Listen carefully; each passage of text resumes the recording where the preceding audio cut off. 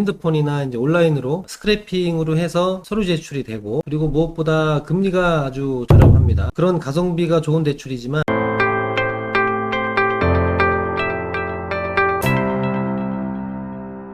제가 알기로는 K뱅크가 인터넷 은행 중에서 최초 인터넷 은행으로 알고 있는데, 1금융권 중에서도, 1금융권은 여러분들 다 아시죠? 은행입니다.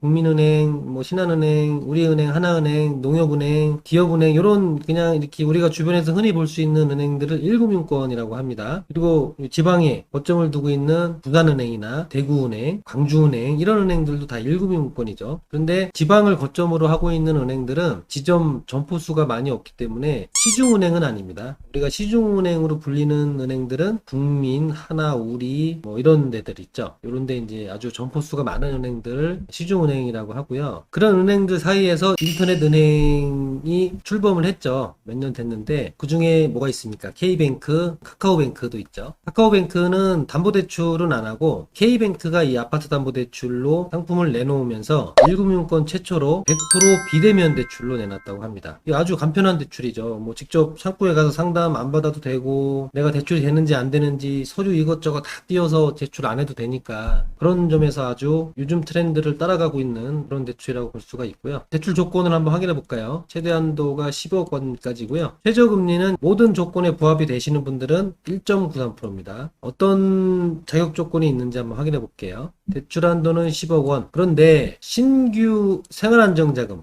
1억까지입니다. 내가 이제 신규로 생활안정자금 대출이 필요하신 분들이 있죠. 교육비나 생활비나 병원비나 이런 것들이 이제 들어가시는 분들, 그 대출은 1년에 1억까지다. 그런데 10억까지 되는 대출은 뭐냐? 대환대출입니다. 대환대출. 예를 들어서 내가 10억을 국민은행에서 대출을 하고 있어요. 아파트 담보대출을. 그 대출을 대환할 때 한도를 10억 원까지 해준다는 얘기예요. 그게 이제 대환대출입니다. 대출 대상은 아파트 보유 및 거주 중인 직장인, 개인 사업자입니다. 이거는 아파트를 보유하고 있는 사람만 신청을 할 수가 있는 거예요. 아파트를 구입하거나 분양을 받거나 아파트를 매매하거나 이런 건 안 되시는 거고요. 그런 거고요. 그리고 이제 K뱅크의 이제 금리 우대 조건이 좋은 게 뭐냐면은 매월 50만 원만 내 계좌로 입금을 하면 금리 우대 혜택 0.5%를 받을 수가 있습니다. 최대 금리 우대가 0.5%인데 매월 50만 원 송금을 하면은 우대 금리를 받는 거예요. 하은행처럼 적금 들어야 돼, 자동이체 몇 건 해야 돼, 신용카드 한 달에 몇십만 원씩 써야 돼, 급여이체 해야 돼, 이런 게 없습니다, 여기는. 그래서 제가 볼 때는 아주 가성비가 좋은 대출인 것 같아요. 부수거래가 한 건밖에 없으니까요. 자, 제출 서류하고 대출 불가 대상은 어떤지 한번 확인해 보겠습니다. 제출 서류는 본인 및 배우자의 소득 서류, 직장인 같은 경우에는 최근 2개년도 원천징수 영수증 또는 갑근세 원천징수 확인서, 이거 제출하시면 되고요. 개인 사업자는 최근 2개년도 소득금액증명원, 사업자 등록증 제출하시면 되고요. 그 다음에 주택 관련 서류, 등기권리증은 당연히 있어야 되겠죠. 그리고 공동명의인 경우에는 공동명의자 등기권리증 포함, 그리고 이제 세대원 포함 분양권 입주권 서류, 그러니까 이제 세대원, 본인 포함해서 배우자, 또 다른 세대원들이 다른 주택이 있는지, 분양권이 있는지, 또는 재개발 입주권이 있는지, 이런 것들을 이제 주택 보유 확인을 하는 겁니다. 1주택자인지, 2주택자인지, 이런 거 확인하는 거고요. 다음 이제 등기 필증의 보안 스티커는 명의자의 본인이 제거하거나 허락하여 제3자가 제거할 수 있습니다. 이게 무슨 얘기냐면, 등기권리증에 이렇게 보면 가운데 그 등기필증 스티커 있거든요. 그걸 이렇게 열어보면은 그 안에 이제 보안번호가 있어요. 그 보안번호를 얘기를 하는 겁니다. 그거는 이제 본인이 열거나 또는 위임을 하는 사람한테 허락을 해서 제3자에게 제거할 수 있도록 허락을 한다라는 얘기입니다. 그 다음에 이제 대환대출 주의사항입니다. 대환대출을 진행할 경우 해당 아파트에 존재하는 모든 담보대출을 전액 상환하는 조건으로만 신청할 수가 있습니다. 무슨 얘기냐면, 내가 아파트 담보대출이 5억이 있는데 그 5억을 다 전액 대환을 해야 된다는 얘기죠. 예를 들어서 3억만 대환을 하고 2억을 남겨놓겠다, 이건 안 된다는 얘기죠. 당연히 요거는 다들 아시는 거겠죠. 일부만 신청하는 경우 대출이 거절될 수 있다라는 내용이고, 그 다음에 이제 보유하신 대출의 대환 가능 여부, 중도상환 수수료, 대환 전 납부한 이자액의 연말정산 처리 등은 기존 금융회사와 상담하시기 바랍니다. 기존에 이제 쓰고 있는 대출회사, 금융회사에 지금까지 쓰고 있었던 대출 이자, 중도상환 수수료, 이런 것들을 이제 확인해 보라는 얘기입니다. 내용입니다. 자, 주요 대출 불가사항. 주민등록 또는 전입세대 열람 시 동거인, 전입세대 외국인의 세대원이 있거나 배우자와 세대가 분리된 경우 대출을 받을 수가 없습니다. 배우자와 세대가 분리된 경우, 예를 들어서 그런 경우 있죠. 뭐 애들 교육 때문에 배우자는 저쪽에 다른 시에 이제 전입이 돼 있어서 그쪽에서 교육을 시키고 있고, 뭐 이런 경우를 얘기를 하는 겁니다. 배우자와 세대 분리. 아파트담보대출 신청 중 타대출을 실행하거나 등기부등본상의 변동이 발생되면 아파트담보대출이 중단되거나 취소됩니다. 당연한 얘기죠. 대출을 신청 중에 타대출을 신청하거나 등기부등본상에 변동사항이 생기게 되면 대출이 중단되거나 취소될 수 있죠. 또는 또 가압류 별도 등기, 금지사항 등기, 미등기, 세무자 명의 다른 근저당권 설정 및 권리침해가 있는 아파트는 대출을 받을 수 없으니 등기사항을 사전에 확인하시기 바랍니다. 내 집에 가압류나 뭐 어떤 권리침해 사항이 있는지 확인을 먼저 하라는 얘기고요. 기존에 보유한 주택담보대출의 특약, 추가 약정이 포함되어 있고 이를 위반한 경우 위반이 확인된 날로부터 3년간 모든 주택담보대출이 불가능합니다. 또한 기존 주택 처분 조건, 기존 주택 보유 인정, 무주택 세대의 고가주택 기한 내 전입 의무, 고가주택 임차보증금 반환, 특약을 이행하지 않은 경우 대출이 불가능합니다. 이거는 무슨 얘기냐면 추가약정서 작성해 보셨던 분들은 아마 아실 거예요. 그러니까 내가 세관안정자금 대출이나 뭐 주택 구입자금 대출, 세입자 보증금, 퇴거자금 대출 이런 것들을 할 때 추가약정서를 다 쓰게 돼 있죠. 이제 그런 이제 추가약정서 중에 하나인데 이런 걸 써놓고 약정을 이제 이행하지 않은 사람들은 대출이 안 된다는 얘기입니다. 그리고 그 약정을 위반한 날로부터 3년간 모든 주택담보대출이 불가능하고요. 그리고 이제 이외에 불가능한 상황은 한국 부동산 시세가 없는 아파트, 시세가 있더라도 오피스텔 등 건축물 관리대상상 아파트가 아닌 경우. 그러니까 아파트만 해준다는 얘기입니다. 아파트만. 오피스텔이나 뭐 빌라, 주택들은 대출이 안 된다는 얘기고요. 그 중에서도 한국 부동산원 시세로만 인정을 해준다는 얘기입니다. KB 시세가 아니고요. 한국 부동산원 시세라고 있거든요. 요거는 부동산 테크라고 있어요. 제가 보여드릴게요. 검색창에 부동산 테크라고 입력을 하면 나옵니다. 여기에 그 등록이 된 아파트만 대출을 해준다는 얘기예요. KB 지세가 아니고요. 반드시 이 부분 유념하시고요. 자, 그리고 이제 대출이 또 안 되는 아파트, 전월세 계약이 있는 아파트, 세입자가 살고 있는 아파트는 또 이 대출이 안 된다는 얘기입니다. 자, 그리고 배우자가 아닌 제3자와 공동명의인 아파트, 공동명의인 아파트도 대출이 되는데 배우자가 아니고 형제나 부모님이나 또는 제3자와 공동명의인 아파트는 대출이 안 된다는 얘기입니다.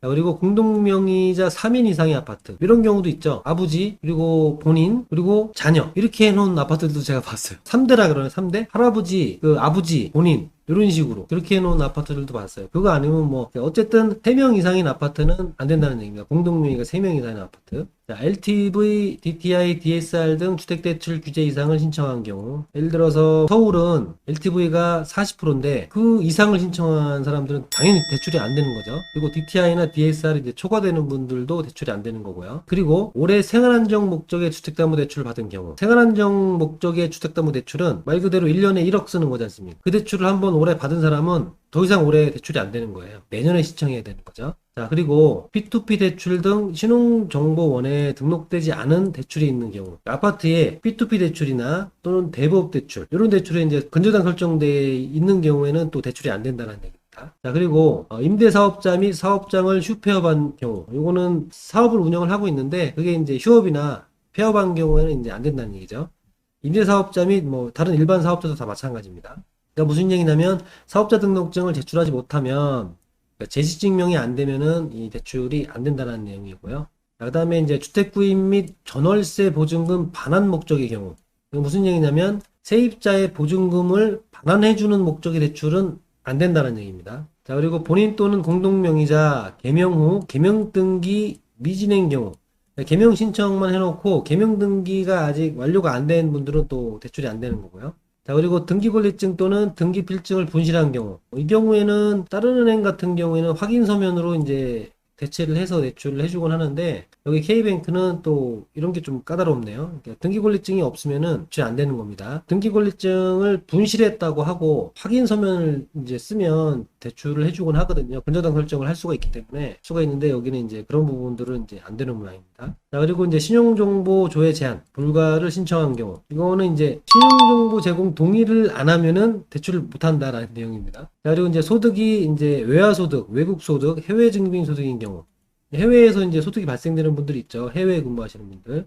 네, 이런 분들은 이제 대출이 안 되는 거고요. 그리고 이제 기업자금 대출의 대환인 경우, 이건 무슨 얘기냐면 내가 예를 들어서 아파트를 하나 갖고 있는데 그쪽에서 이제 대출을 받았어요. 대출을 받았는데 가계대출, 그러니까 생활안정자금이나 뭐 그런 대출이 아니고 사업자 대출을 받은 거예요. 사업자금 대출로 해서 그 대출의 용도가 기업자금인 경우에는 K뱅크에서 그 대출을 대환을 못한다라는 얘기입니다. 자, 그리고 이제 담보제공자 공동명의자에게 신용정보 제공 안내를 당연히 이제 해야 되는 부분이고요. 아파트 담보대출 이용 시간은 이렇게 하시면 됩니다. 매일 오전 8시부터 오후 10시까지 예상 한도 및 금리 확인, 핸드폰 어플로 확인하시면 되고요. 대출 신청도 이제 이렇게 요 시간대, 서류 제출도 요 시간대. 서류 제출을 어떻게 하시냐면 스크래핑으로 하는 게 있어요. 어플로 그냥 이렇게 동의 하고 그냥 넘어가면은 서류 제출이 자동으로 그냥 됩니다. 이렇게 하시면 되고요. 자, 상품 안내 한번 볼까요? 이 대출의 종류는 가계담보대출입니다. 그리고 이제 월별 한도 소진 시 판매 조기 종료되고요. 대출 대상은 본인 및 단독 또는 배우자 공동명의 아파트 소유자, 1개월 이상 근무한 직장 또는 소득금액 증명은 발급 가능한 개인사업자, 프리랜서나 무직자, 신용카드 사용이나 건강보험료로는 안 된다는 얘기입니다. 원천징수증이나 소득금액 증명으로만 이제 해야 된다는 얘기고요. 당행 내부 심사 기준을 충족하는 고객, 대출 한도는 신규 생활안정대출 최대 1억 원입니다. 대환대출은 최대 10억 원, 기존 대상 대출 금액 범위 내. 아까 제가 말씀드렸던 것처럼 기존에 내가 국민은행에서 예를 들어서 아파트 담보대출 10억 원을 쓰고 있어요. 그러면은 그거는 대환대출이기 때문에 최대 10억까지니까 그것까지는 해주겠다라는 얘기입니다. 그런데 신규로 내가 생활안정자금 대출을 받겠다라고 하면 최대가 1억 원인 거죠. 정부에서 1년에 1억 원까지만 받으라고 했으니까요. 자, 그리고 이제 상환 방식은 이제 분할 상환 방식입니다. 원리금 균등 분할, 원금 균등 분할. 이 두 가지 방식밖에 없네요. 자, 대출이자 계산 방법은 뭐 이런 거는 이제 그 계산기 요즘 이제 뭐 인터넷에 뭐 대출 계산기라고 치면은 계산할 수 있는 계산기들이 많이 있으니까 그런 거에 이제 입력하셔서 해보시면 될 것 같고요. 자, 원금 또는 이자의 상환 시기 방법. 뭐 분할 상환은 대출은 뭐 원금과 이자가 매달 한 번씩 나오는 거고. 대출 기간은 최소 10년에서 30년까지 5년 단위로 이제 설정을 할 수가 있습니다. 10년, 15년, 20년, 25년, 30년 이렇게요. 거치 기간은 1년 지정을 할 수가 있네요. 거치 기간은 1년 지정이 가능합니다. 1년 거치 기간을 지정을 하게 되면 1년 동안은 대출이자만 내다가 1년 후에는 원금과 이자를 같이 내는 원리금 균등이나 원금 균등으로 이제 상환을 하셔야 된다는 얘기죠.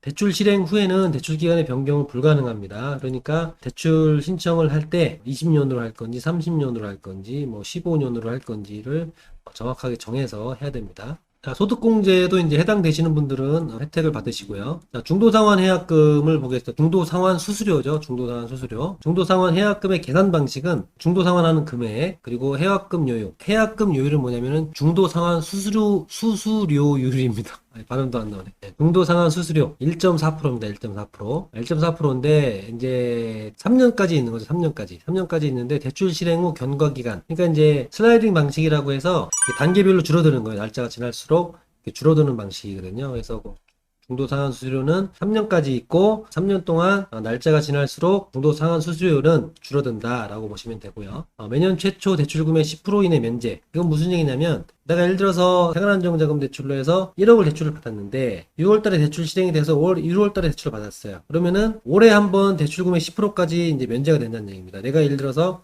1억을 받았으니까 10%면 얼마입니까? 1,000만 원 아닙니까? 1,000만 원까지는 중도상환 수수료 없이 갚을 수가 있는 거죠. 그리고 내년에 한 번 더 1,000만 원을 중도상환 수수료 없이 대출을 갚을 수 있다는 얘기고요. 그리고 또 내후년에 또 대출 금액의 10%를 상환하면서 중도상환 수수료를 면제받을 수가 있다는 얘기입니다. 대출 실행을 하고 3년이 지나면 중도상환 수수료가 면제되기 때문에 그 이후에는 언제든지 상환을 해도 되죠. 3년까지 있는 거죠. 그러니까 1년에 10%씩 3,000만 원에 대한 부분은 중도상환 수수료가 안 나온다는 얘기예요. 자, 대출 관련 비용입니다. 인지세도 이제 들어가게 되고요. 은행과 고객이 50%씩 부담을 합니다. 인지세 부과 기준은 여기 있습니다. 5천만 원 이하는 비과세, 5천만 원 초과 1억 원까지는 7만 원인데 고객이 부담하는 금액은 3만 5천 원입니다. 나머지 3만 5천 원은 은행에서 부담을 하고요. 1억 초과 10억 원까지는 15만 원인데 은행에서 7만 5천 원, 고객이 7만 5천 원. 그리고 10억 원을 초과하게 되면 K뱅크 대출 한도가 10억 원까지니까 이제 그럴 일은 없겠지만 35만 원인데 50%에 17만 5천 원입니다. 자, 그리고 이제 국민주택 채권 할인 비용, 요게 이제 들어가게 되는데요. 요거는 한 1억당 한 4만 원에서 5만 원 정도 들어간다고 보시면 돼요.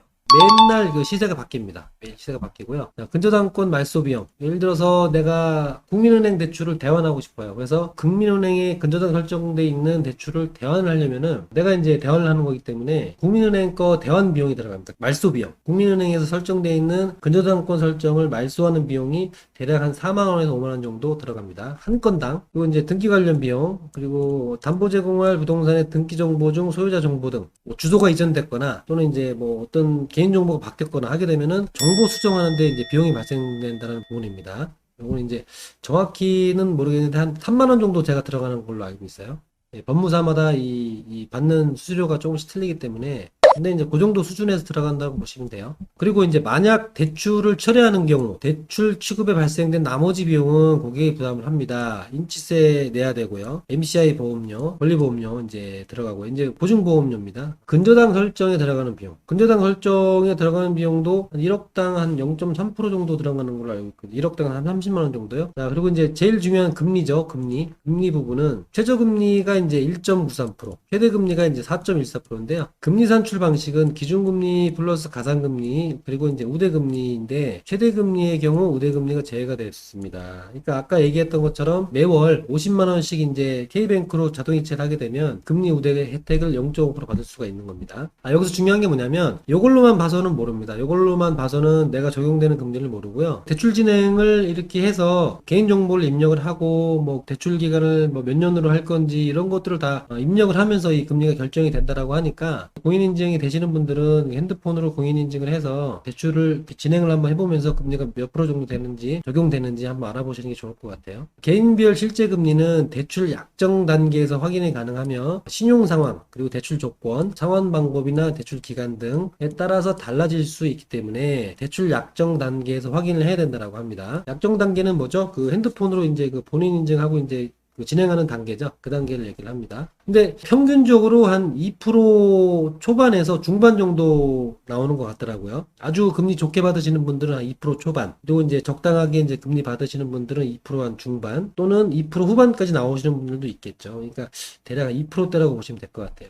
중요한 건 뭐냐면은 대출 금리도 금리지만 그 은행과 거래해줘야 되는 그 부수거래가 아주 복잡하지 않고 자동이체 한 건밖에 없으니까 아주 좋은 것 같아요. 요거죠, 요거. 우대금리 0.5%, 자동이체 한 건, 계좌이체 한 건만 해주면 됩니다. 달성 방법은 당행 본인 입출금 통장으로 건별 50만 원 이상 입금을 하게 되면 됩니다. 연체 이자는 뭐 이렇게 은행마다 다 비슷하고요. 금리 인하 요건도 있습니다. 금리 인하 요건이란 뭐 다들 정보를 통해서 아시겠지만 내가 대출을 받고 난 후에 내 신용의 상승이나 연봉의 상승, 직위가 상승을 한다거나 이렇게 되면은 내 대출 상환 능력이 좋아졌으니까 소득도 많아졌고 내 신용도도 상승을 했고 그리고 내 직급도 올라서 연봉도 올랐으니까 금리를 좀 인하해달라 라고 이제 그 금융회사에 요청을 하는 겁니다. 그거는 이제 은행마다 이제 신청하는 기준들이 약간 다르지만 6개월에 한 번 정도 신청을 하는 걸로 알고 있어요. 유의사항을 뭐 특별히 볼 건 없지만 뭐 고객님의 대출 심사 결과에 따라 대출 한도가 차등 적용되며 대출 신청이 불가능할 수도 있습니다. 그러니까 어떤 신청자의 조건에 따라서 대출이 될 수도 있고 안 될 수도 있다는 얘기죠. 그런데 이제 제가 볼 때는 신용이 양호하시고 아파트 갖고 계시고 소득 있으시고 직장 다니시고 그리고 사업하시고 이렇게 하시는 분들 같은 경우에는 웬만하면 다 대출이 될 것 같아요.